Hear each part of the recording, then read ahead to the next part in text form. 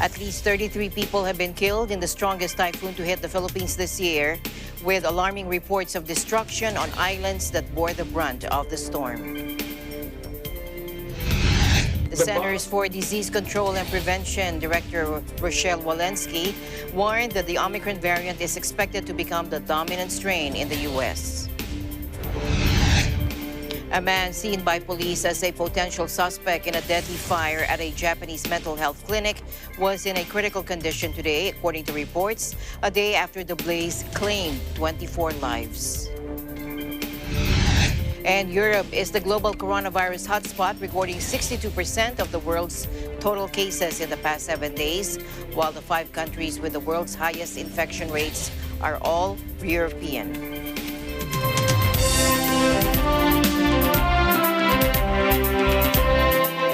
First in our news, at least 33 people have been killed in the strongest typhoon to hit the Philippines this year, according to officials, with alarming reports of destruction on islands that bore the brunt of the storm. Typhoon Rai was captured in Siargao Island, where it first made landfall. The super typhoon turned the popular tourist island into a scene of widespread destruction. More than 300,000 people fled their homes and beachfront resorts as Typhoon Rai ravaged the southern and central regions of the archipelago, knocking out communications and electricity in many areas, ripping off roofs and toppling concrete power poles. Aerial photos shared by the military showed widespread damage in the town of General Luna, where many surfers and holidaymakers had flocked ahead of the holidays, with buildings stripped of roofs and debris littering the ground. The neighboring island of Dinagat had been leveled to the ground by the storm, according to Governor Arlene Bagao, writing this on Facebook and saying houses, boats, and fields were destroyed. Rai's wind speeds east to 150 kilometers per hour as it barreled across the country, dumping torrential rain that flooded many villages, uprooted trees, and shattered wooden structures. Scientists have long warned that typhoons are becoming more powerful and strengthening more rapidly as the world becomes warmer because of human-driven climate change. The Philippines, ranked as one of the world's most vulnerable countries to the impacts of climate change, is hit by an average of 20 storms and typhoons every year, which typically wipe out harvests, homes, and infrastructure in already impoverished areas. Meanwhile, President Duterte will visit the areas affected by Typhoon Odette this weekend. Despite public funds spent mostly for the coronavirus pandemic response, the president said the government will raise money for the rehabilitation and recovery of the typhoon-ravaged areas. Let's listen in. I'm flying tomorrow to the area. Also, I would hit maybe late Surigao. And if there is enough time, Bohol. Then day after, I would try to visit Cebu. Then dito sa eastern side of the islands, Bacolod, Iloilo. Ano ko is, ang takot ko kung maraming namatay. I am as eager as you to go there to see for myself. We are trying to raise the money. I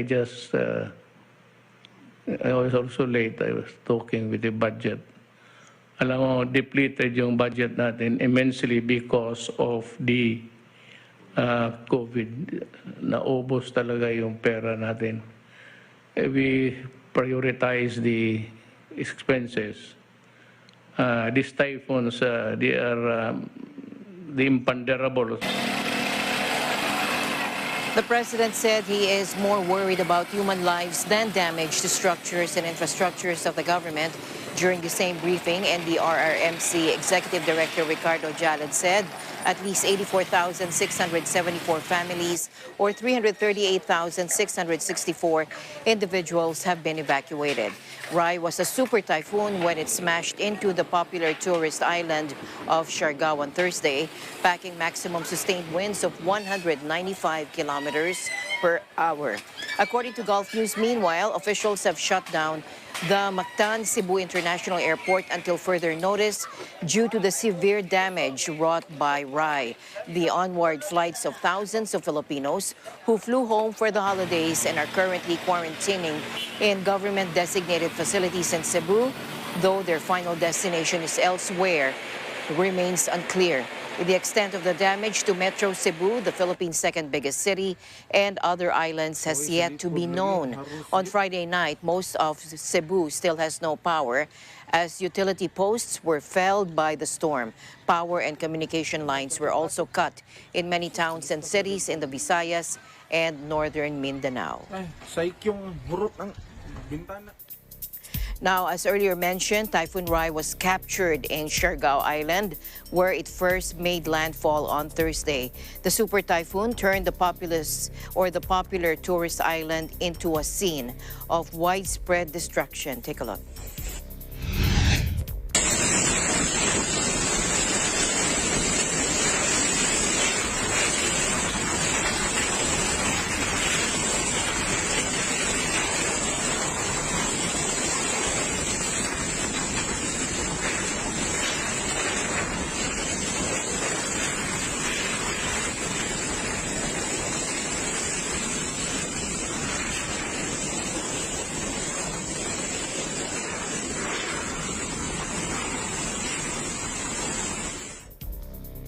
In other news, a volcanic eruption on the Spanish island of La Palma has shown its first sign it might be coming to an end after nearly 3 months, according to scientists, although they could not rule out a new flare-up in activity.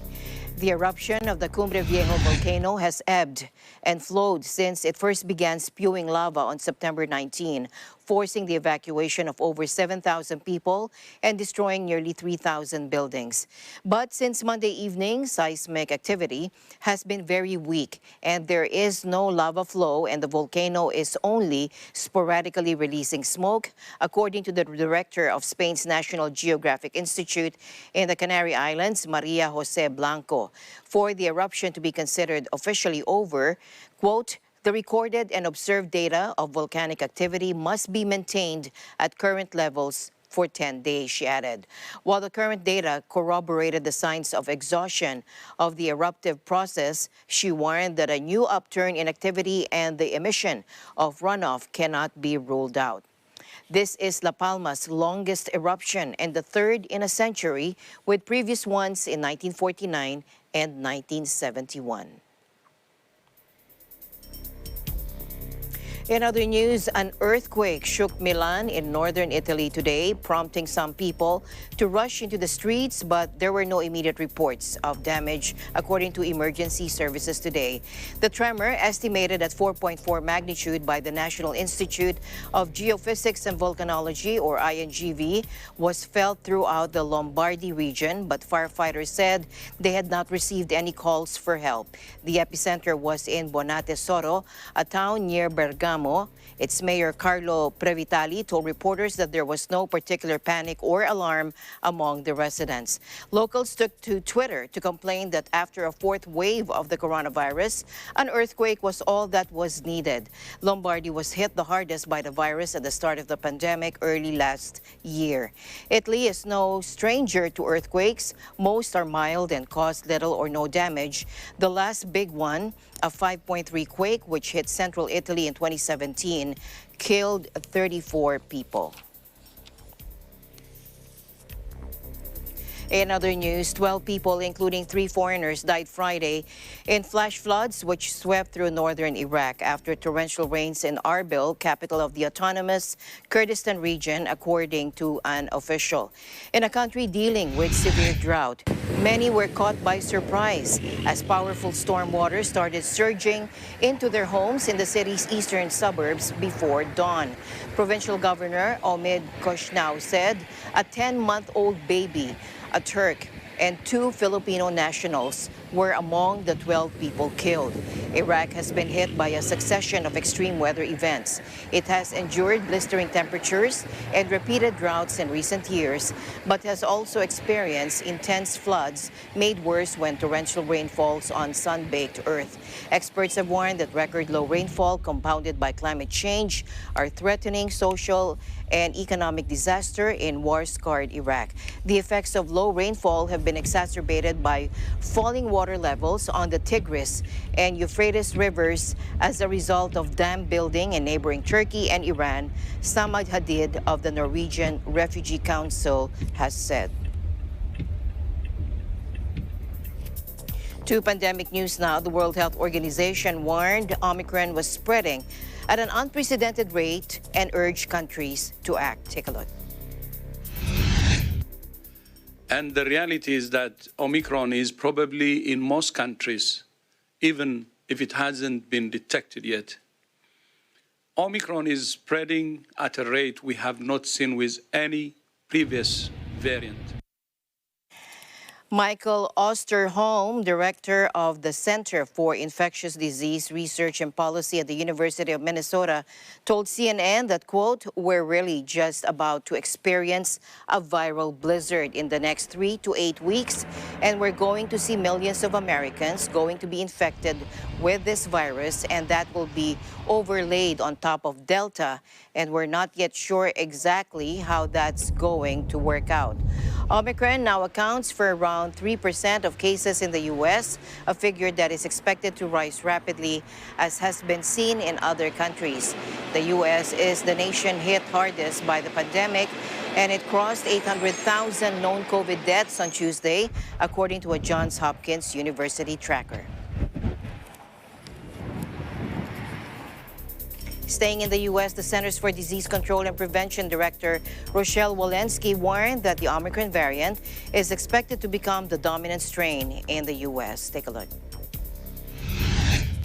Good morning, and thanks for joining us. Today, Dr. Walensky will give an overview of the state of the pandemic and on new practices that will help keep schools open. And Dr. Fauci will provide an update on the latest science and the importance of boosters. But before we start, I want to talk about how we should think about this moment. As we've explained in prior briefings, the Omicron variant is more transmissible, and our medical experts anticipate it will lead to a rise in cases. But unlike last winter, we now have the power to protect ourselves. Our vaccines work against Omicron, especially for people who get booster shots when they are eligible. And get a booster shot when you're eligible.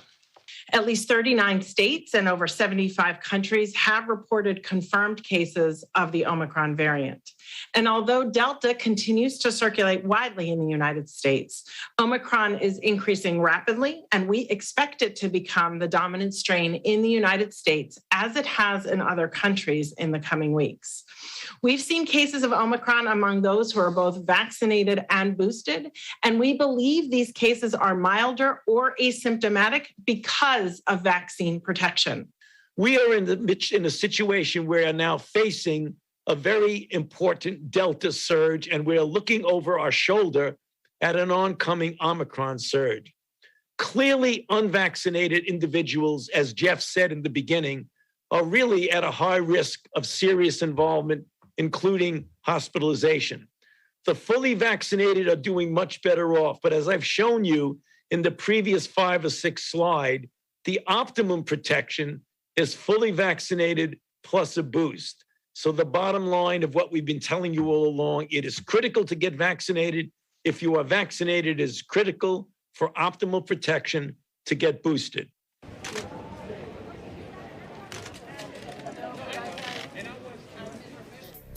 The U.S. state of Massachusetts is giving out 2.1 million rapid at-home tests to communities that have high COVID-19 infection rates. Take a look. I've been trying to find these test kits for the longest time. I've called several places and they're just not available.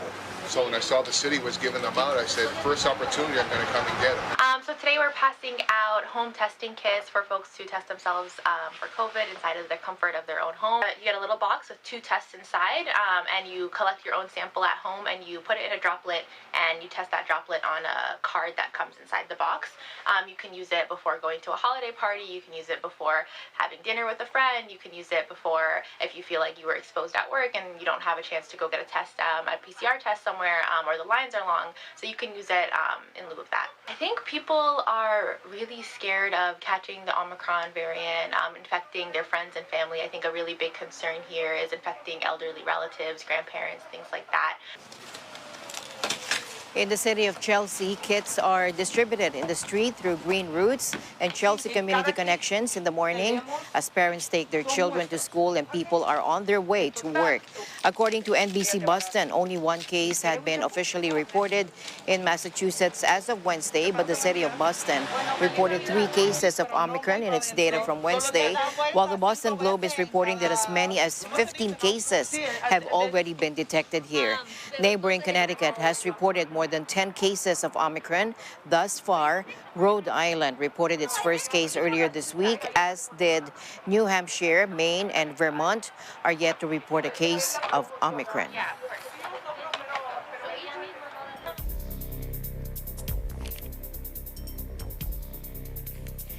In Ethiopia, severe human rights violations and abuses continue to be committed by all sides to the conflict, according to the Human Rights Council, in a special session called by the forum's members on the conflict that has now spread from Tigray in the north of the country. Delegations also learned that 9 in 10 people there require humanitarian assistance. Here's Deputy High Commissioner for Human Rights, Nada Al-Nashif. Take a look. Nationwide state of emergency announced on 2 November is leading to significant human rights concerns on a very broad scale. Notably, the state of emergency authorizes the arrest, search, and detention of anyone suspected of supporting the Tigray People's Liberation Front and the Oroma Liberation Army, designated terrorist groups in May 2021. This excessively broad provision has led to mass arrests and detentions of thousands of Ethiopians, including United Nations staff, and according to the Committee to Protect Journalists, at least 14 journalists. Most of those arrested are ethnic Tigrayans. The humanitarian impact of the conflict is increasingly dramatic. Acute food insecurity now affects more than 9.4 million people in northern Ethiopia, according to OCHA. Within Tigray, 5.2 million people, that is roughly 90% of the population, are in need. Only limited UN-organized humanitarian supplies have been able to enter Tigray since July, including food and vital medical supplies. She also said the government's establishment of a domestic mechanism to implement human rights recommendations is a step forward, and it would be important to operationalize and give genuine effect to this stated commitment for meaningful accountability for victims. The conviction and long prison sentences handed down to 4 prominent human rights defenders in Vietnam for spreading so-called anti-state propaganda has been condemned by the UN Rights Office, or OHCHR. Here is Ms. Shamdamsani now. In the span of 3 days this week, 4 prominent human rights defenders, Chikpa Pong, Win Thi Tham, Do Nam Tung, and independent author Pham Dang Cha, were sentenced to up to 10 years in jail and 5 years on probation under Articles 88 and 117 of Vietnam's Criminal Code. These were all followed by prolonged pretrial detention. Tin was sentenced to 10 years in prison and 5 on probation. Win was sentenced to 6 years in prison and 3 years on probation. Do was sentenced to 10 years in jail and 4 years on probation. And Pham was sentenced to 9 years imprisonment. The charges against these 5 people, who were reporting on human rights and land rights and who were arrested in 2020 and 2021, appear to be part of a campaign to silence and intimidate those who raise their voices in defense of human rights. All the cases follow similar worrying patterns that raise serious issues concerning their presumption of innocence, the legality of their detention, and the fairness of their trial. There is prolonged incommunicado pretrial detention, prosecution under the vaguely worded offense of spreading anti-state propaganda, denial of access to legal counsel, and closed trials that do not respect international fair trial standards. We also call on the government to repeal all legal provisions that violate fundamental freedoms. The articles of the criminal code under which these charges were brought are vague and overly broad and thereby inconsistent with international human rights norms. So it is more important than ever to ensure comprehensive legal protection. A Yemeni rebel attack near the country's northwest with Saudi Arabia has killed 14 Sudanese soldiers, according to Yemeni military sources. Sudan is part of a Saudi-led military coalition that has been supporting Yemen's internationally recognized government since 2015 in its battle against Iran-backed Houthi rebels. The soldiers were killed when the Houthis attacked coalition sites in Harad in Hajj province on Thursday, according to sources. Sudan, ranked by the UN as among the poorest in the world, has sent thousands of soldiers to fight in Yemen, including from the notorious Janjaweed militia that is accused of atrocities in its own Darfur conflict that had erupted in 2003. In late 2019, Sudan's transitional government said the country had reduced its troop strength in Yemen from 15,000 to 5,000. Dozens of Sudanese protested in Khartoum early last year, alleging their relatives had been recruited by a UAE firm as security guards but were dispatched to war zones in Libya and Yemen. The Yemen conflict, which began in 2014 after Houthi rebels seized the capital Sana'a, has sparked what the UN calls the world's worst humanitarian crisis. And the news continues here on Eagle News. We'll be right back.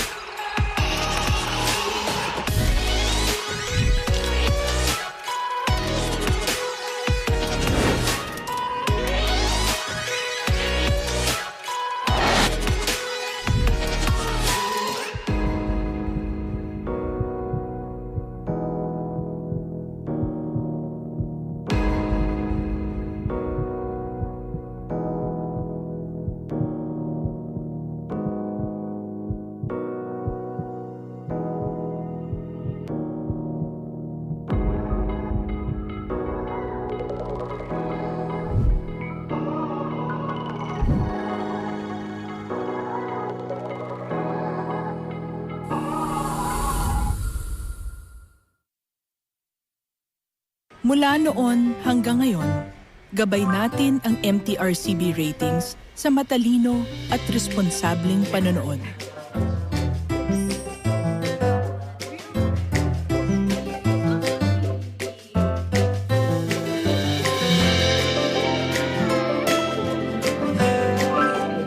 Sa tamang pagsunod sa MTRCB ratings, ginagawa nating ligtas at makabuluhan ang panonood ng bawat miyembro ng pamilyang Pilipino.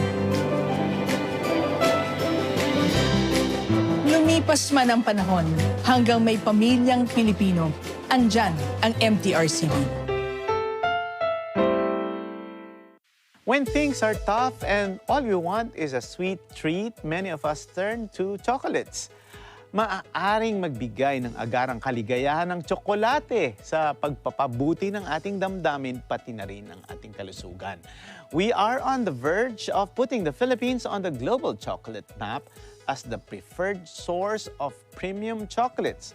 What were the ventures that led to the establishment of our own chocolate production? Ano-ano ang mga epekto ng pandemya sa cocoa sustainability ng bansa? In this episode, we will know more about the tree-to-bar chocolate industry with the chocolate maker of the award-winning Malagos chocolate, Mr. Rex Puentespina, and Ms. Ann Leonardo, Head of Market Development of Globe Business. Right now, we are taking it one day at a time lang, no? And this will involve a lot of pencil pushing and compute na to really be competitive. No? So, practicality is key. Bawat bisita po natin sa website, bili natin ng produkto, tumutulong po tayo sa ating mga negosyanteng Pilipino. At hindi lang po sila, again, ang ating tinutulungan. Tinutulungan din po natin yung mga partner communities nila. All these in this episode of Open for Business. Mahilig ba kayong magpunta sa mga weekend o night market? Safety ba lahat to?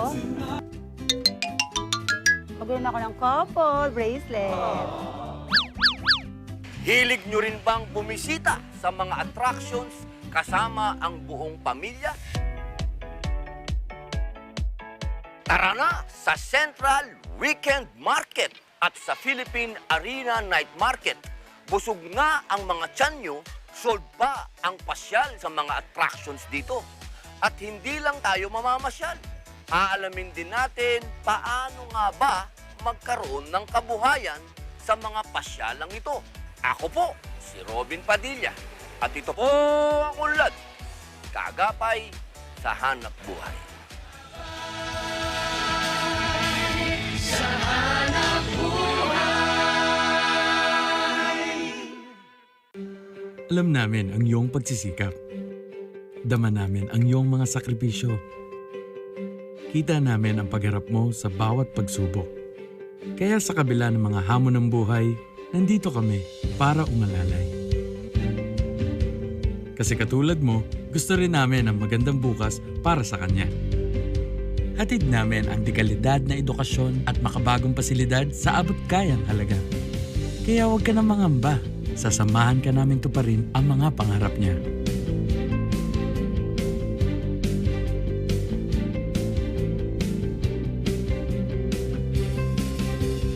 Maaasahan mong sulit dito ang mga pinagsikapan mo.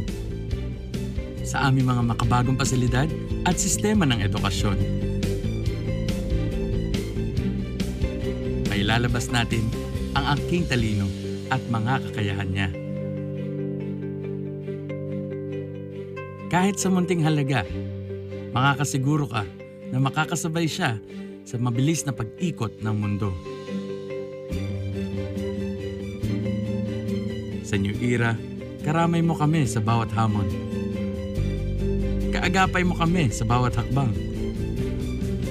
Kasama mo kami sa bawat ngiti at tagumpay.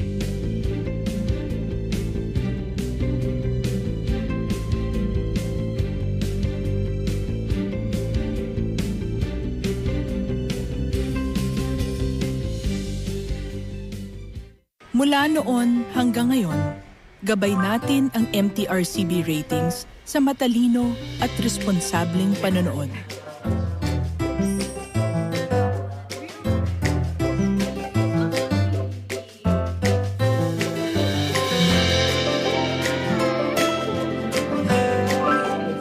Sa tamang pagsunod sa MTRCB ratings, ginagawa nating ligtas at makabuluhan ang panonood ng bawat miyembro ng pamilyang Pilipino. Lumipas man ang panahon, hanggang may pamilyang Pilipino, andyan ang MTRCB.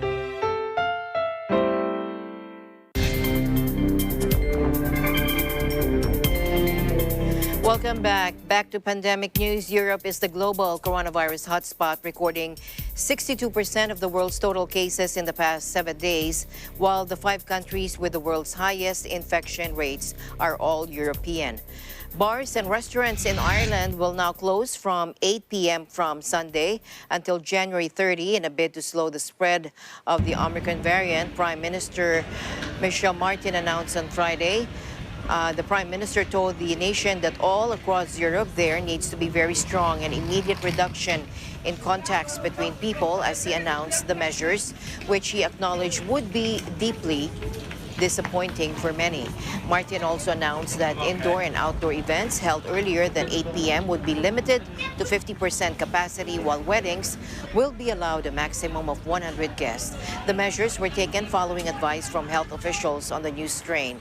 It spread so aggressively throughout all age groups that we are likely to see infections at a rate that is far in excess of anything we've seen to date, warned the Prime Minister.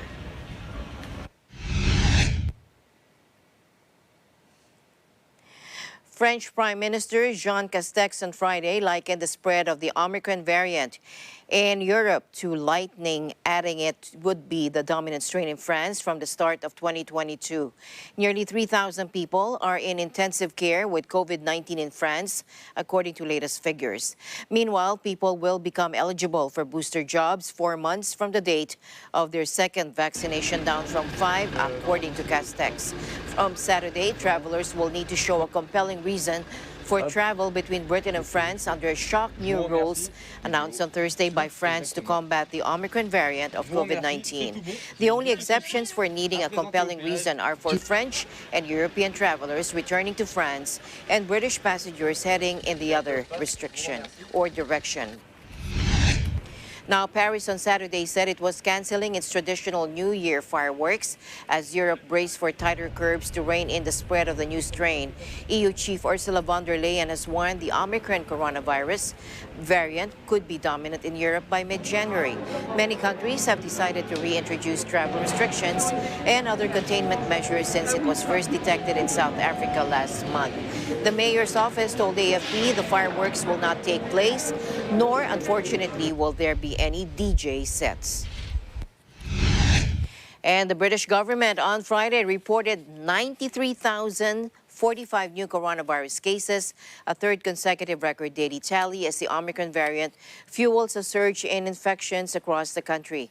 The latest data brings the total number of infections during the pandemic to more than 11.1 million, while the UK also registered a further 111 deaths from the virus, taking the death toll to more than 147,000. Scotland First Minister Nicola Sturgeon said Omicron is now the country's dominant coronavirus strain, adding, quote, "The tsunami I warned about a week ago is now starting to hit us."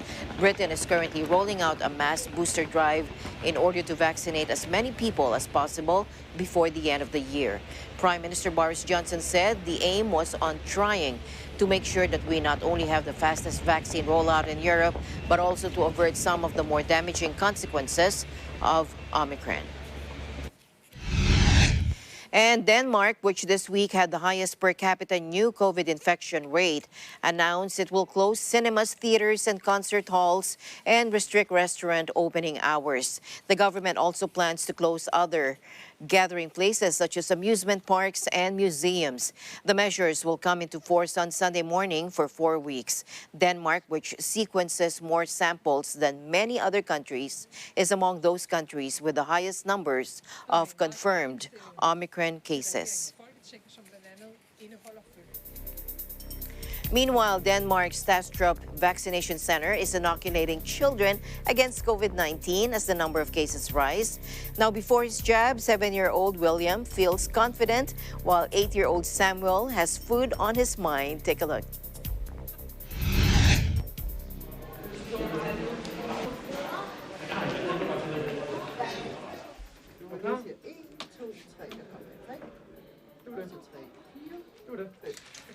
Det er okay for mig. Altså, jeg tror ikke, jeg har prøvet det før, så jeg ved ikke lige helt. Jeg har fået blodprøver, der er meget værre med sådan en stor nål her. Sådan her nål. Sådan der. Det var du sej til. Det var du. Sådan, det skal. Fordi så jeg ikke får nye coronavariants, og så jeg ikke bliver så syg, for eksempel, og alt det der, så jeg ikke får sådan en kvalme og ting.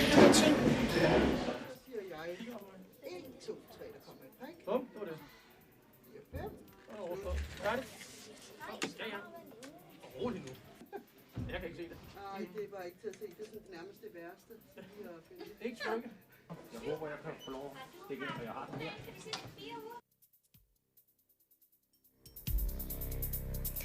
Back here in the country, the Philippines' active cases went down to 9,924 on Saturday as the Department of Health logged 291 new COVID cases, patients, and 523 new recoveries. In its latest case bulletin, the DOH recorded 106 new fatalities, raising the death toll to 50,675. The new infections are lower than the 582 daily new cases reported on the previous day. Now, Octa research fellow Dr. Guido David warned that the country might face a serious surge of infections if the Omicron variant enters the country. But he also noted that the slight uptick on DOH's Friday figures is more likely a dump of backlog and it's not yet an alarming increase. Today's number, he said, is within the predicted range of 250 to 300, so most likely not many backlog reports this time, he said in a tweet on Saturday. The positivity rate is currently pegged at 0.9% based on the 35,527 individuals who had been tested for COVID-19 last December 16. And Laos has announced plans to partially reopen to foreign travelers in the new year, throwing a lifeline to the tourism industry after borders were sealed for more than 18 months to keep out COVID. Fully vaccinated visitors on pre-booked tours will be able to enter from January 1 and visit the capital Vientiane, eco-tourism hotspot Vang Vieng, and UNESCO World Heritage listed Luang Prabang, according to state media. Further destinations will be opened up in April and July as vaccination rates in Laos increase. But entry will only be available to tourists from 17 nations, mostly Southeast Asian and European countries, as well as China, the United States, Australia, and Canada. All visitors will also need to test negative for COVID before arriving. And Egypt today said it had detected its first 3 cases of the coronavirus Omicron variant at the height of the economically vital tourist season. 3 Egyptians tested positive on their return from overseas, according to the health ministry, without specifying where they had traveled from. One of them had mild symptoms and the other 2 had none, it added. Now, the country's air and tourism sectors, which suffered under global lockdowns for the past 2 years, had just started to recover and were counting on end-of-year holiday visits. And hundreds of prisoners set fire to a Thai jail during a 2-day riot over the handling of a coronavirus cluster, with some inmates wounded as officers sought to restore order. Thai prisons are notoriously overcrowded and have struggled to curb the spread of the virus. More than 87,000 inmates have been infected, with 185 recorded deaths, according to the Corrections Department. Authorities were set to inspect the damage Saturday after some 400 prisoners in the southern Thai jail went on a rampage starting Thursday night, demanding that inmates with the coronavirus be removed. Authorities managed to control the fire and arrest most of the rioters. No casualties were reported. They plan to escort all prisoners to nearby prisons to ease the overcrowding conditions and perform antigen test kits. In other news, a man seen by police as a potential suspect in a deadly fire at a Japanese mental health clinic was in a critical condition today, according to reports, a day after the blaze claimed 24 lives. Take a look. 知らんねん。6階のとこだけ知っとったんよ。顔出しとったから窓からこうやってね。で20何人おった言うやろ。全然知らんかったんよ。だからなんで初め救急車がこんだけ来るんか思っとったんよ。後で聞いたら20何人おったから当然やなと思ったわけ。やっぱ火事は怖い。さっきも言うたけど火事はみんな持っていく。泥棒はこんだけしか持っていけへんけど火事は燃えたらみんな持っていくから火事は怖い。The 61-year-old former patient of the clinic in Osaka was being treated in hospital, according to public broadcaster NHK, citing police sources. The fire raged for half an hour on Friday morning, gutting the 4th floor of the narrow commercial building where the clinic, which also provided general medical care, was located. Police were investigating a link with a small fire that had occurred at the man's home 30 minutes earlier, according to NHK and the Asahi Shimbun. boom boom daily. An official at the city's fire department confirmed the death toll of the clinic fire, which police are reportedly treating as possible arson. A total of 24 people died and 4 were injured. Whether their condition is critical or not is unclear, according to an official telling this to AFP. Japanese media said most of the victims were believed to have suffered from carbon monoxide poisoning and may have been trapped inside the unit with the exit blocked. Some patients saw a man placing a paper bag containing a flammable liquid next to a heater, which he then kicked over to ignite, according to reports. The father of the doctor who runs the clinic said he did not yet know if his son was among the dead. The doctor had been having a hard time with many patients wanting certificates to apply for unemployment insurance, his father added. Osaka in Western Japan is a major economic hub and the country's second biggest metropolis after the greater Tokyo region. In other news, images from state media show North Korean leader Kim Jong-un attending a memorial event at the Kumsusan Palace of the Sun to mark the 10th anniversary of his father. Take a look. Kim Jong-il ruled North Korea for 17 years until his death in December 2011, passing on power to his son. The current leader attended a memorial ceremony Friday at the Kumsusan Palace of the Sun, the mausoleum for Kim Jong-il and his father Kim Il-sung, the founder of North Korea. 3 generations of the Kim family have ruled the country since 1948. North Koreans are taught from birth to revere Kim Il-sung and Kim Jong-il, and all adults wear badges depicting one or both of them.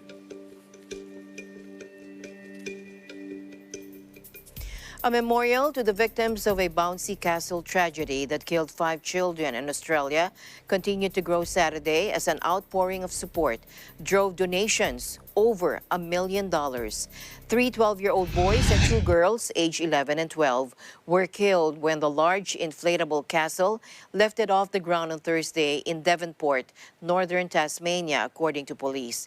3 more children were in critical condition in hospital in the state capital, Hobart, and 1 was recovering at home. On Saturday, Australian Prime Minister Scott Morrison visited the growing memorial of soft toys, flowers, and emotional messages laid outside the school. Morrison also announced the government would fund support to the families, first responders, and community affected by the tragedy. Earlier, authorities said the children were thrown from a height of about 10 meters or 33 feet. 33 feet, citing initial witness reports. Police said the probe into the incident is expected to take quite some time and would need to interview people at the outdoor party, which some 40 primary school children attended.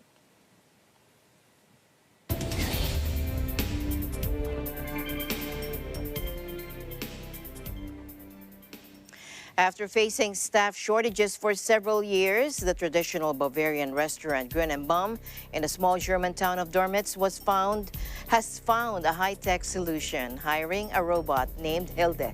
Take a look.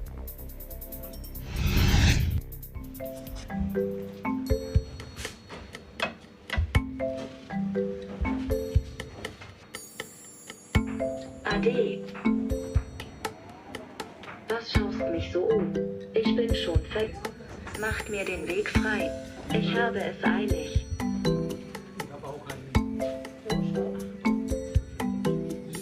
Mein Chef sagt immer, wenn's weiß. Also wir haben uns da dazu entschieden, weil wir eben den Fachkräftemangel haben, dass wir die Unterstützung in der technischen Form uns suchen. Es ist natürlich kein Ersatz, aber es ist eine Erleichterung für die Kellner.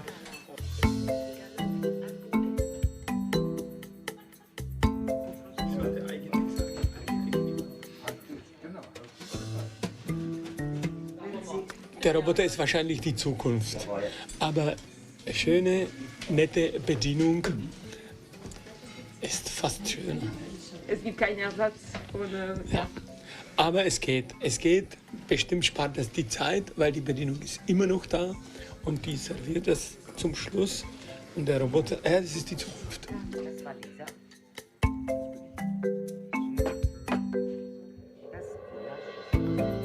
Die meisten Kunden sind sehr überrascht und aber erfreut und wundern sich, was es da für eine moderne Entwicklung bei uns hier in Dormitz gibt und sind jetzt aber nicht abgeneigt, weil ja der Gästekontakt zum Kellner trotzdem noch vorhanden ist. Wir haben weiterhin die Bestellung und die Bezahlung über den Kellner oder Kellnerin und auch der Kellner ist vorhanden, wenn das Essen dann angefahren kommt.